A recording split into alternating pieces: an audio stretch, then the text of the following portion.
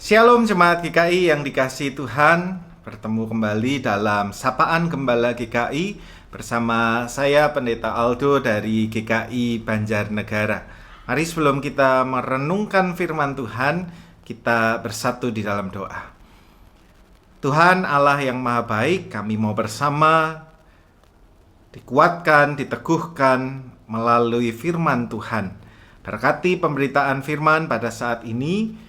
Pimpin kami dalam kuasa dan hikmat Roh Kudus agar kami dapat mengerti dan memahami firman-Mu. Terima kasih Bapa, di dalam nama Tuhan Yesus Kristus kami berdoa.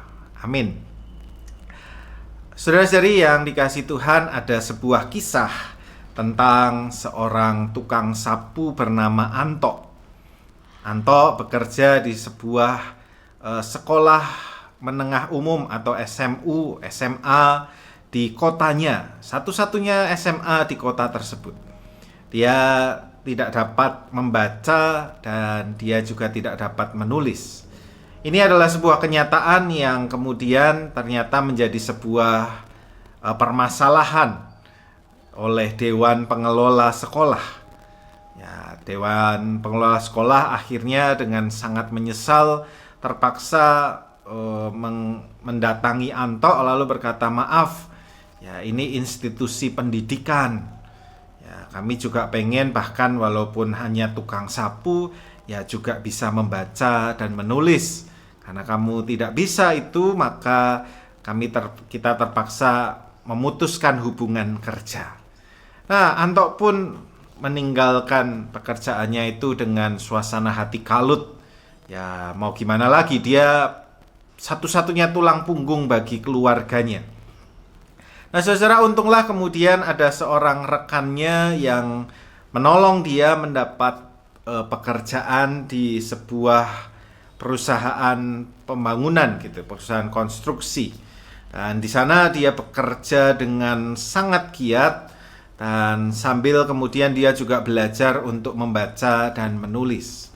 Nah berkat kerja keras dan ketekunannya, Anto ini kemudian mendapatkan promosi jabatan dan naik terus sampai akhirnya dia menjadi orang nomor satu, orang kepercayaan dari bosnya, dari owner perusahaan tersebut. Bahkan kemudian ditunjuk menjadi presiden direktur dari perusahaan tersebut. Nah, singkat kata, pada suatu hari kemudian ada sebuah jamuan makan siang yang diadakan di SMA di kota tersebut, jamuan makan antara SMA tersebut dengan donatur-donaturnya. Nah, perusahaan pembangunan, perusahaan konstruksi tempat Anto bekerja itu adalah salah satu donatur utama dari SMA tersebut.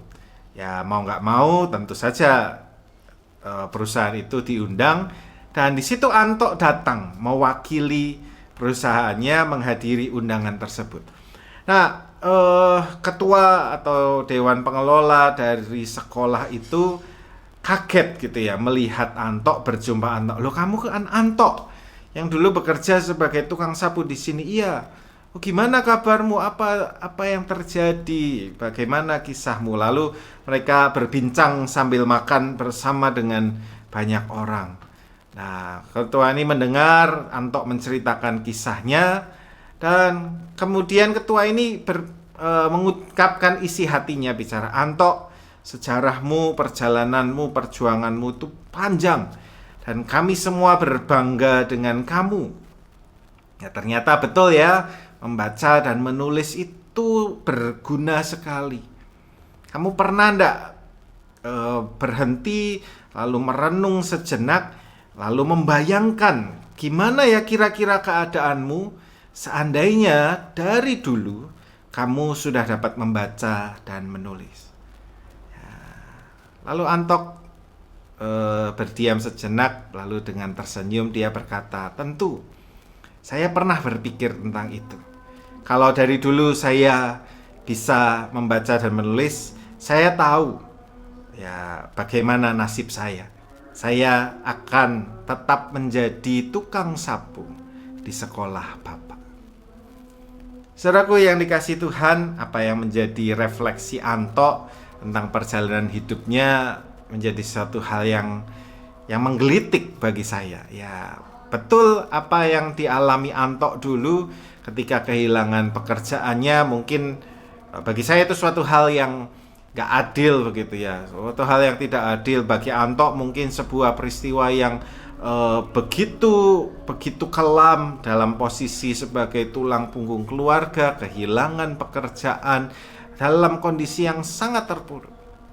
Tetapi dalam keterpurukan itu ternyata Anto menemukan sebuah pembelajaran, ya, pembelajaran yang berharga. Dia memilih untuk belajar dari pengalaman tersebut tentang kekurangan atau mungkin kelemahan yang ada di dalam dirinya, dan dia kemudian melatih dirinya menjadi lebih baik. Pengalaman terpuruk itu membuat Anto harus keluar dari zona nyamannya, zona aman, zona nyamannya dengan pekerjaan yang selama ini dia lakukan, dan ya dia harus belajar bagaimana membaca, belajar bagaimana menulis, mengerti pentingnya itu semua. Dan pengalaman buruk itu ternyata kemudian membukakan Anto kepada pintu-pintu kesempatan yang jauh lebih luas dan jauh lebih lebar. Bagi tadi dikatakan Anto, kalau saya dari dulu sudah bisa itu, ya saya mungkin hanya tetap akan jadi tukang sapu aja di tempat ini. Tapi pengalaman negatif, pengalaman buruk itu ternyata bisa memacu saya untuk maju sampai ke tingkat yang lebih hebat. Saudaraku, ini adalah sebuah sikap yang baik ketika memandang pergumulan-pergumulan kehidupan kita. Ya, pergumulan atau masalah dalam kehidupan, mari kita pandang tidak hanya bagaimana itu menjadi sesuatu yang berdampak negatif, membebani kita, menjadi tekanan, menjadi sebuah kesedihan, kemarahan, kekecewaan bagi kita, tapi jadikan pengalaman itu, atau cobalah melihat di dalam pengalaman itu hal-hal yang bisa kita pelajari untuk membangun diri di masa depan. Karena setiap pengalaman, saya percaya, punya makna yang bisa kita tarik dalamnya. Pengalaman adalah guru yang terbaik.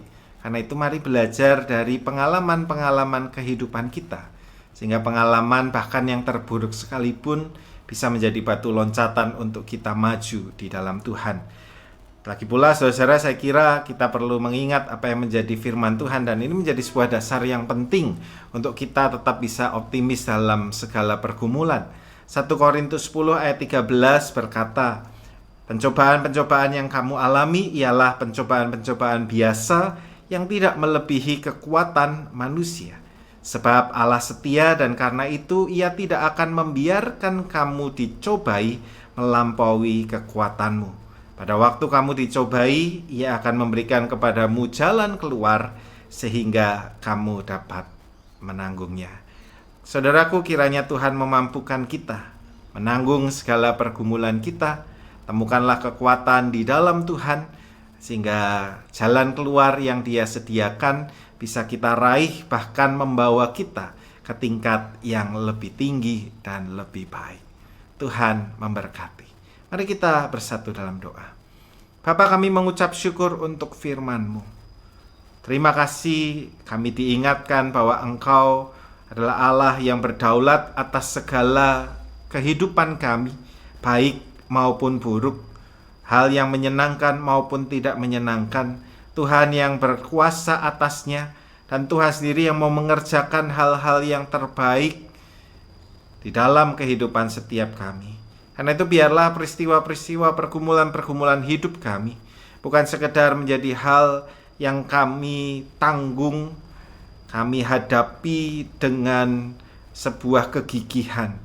Tetapi lebih dari itu, jadikanlah pengalaman-pengalaman terpuruk itu kesempatan kami belajar, kesempatan kami memacu diri, pengalaman yang mendewasakan kami, sehingga masa depan kami bersama dengan Tuhan menjadi semakin baik dan lebih indah.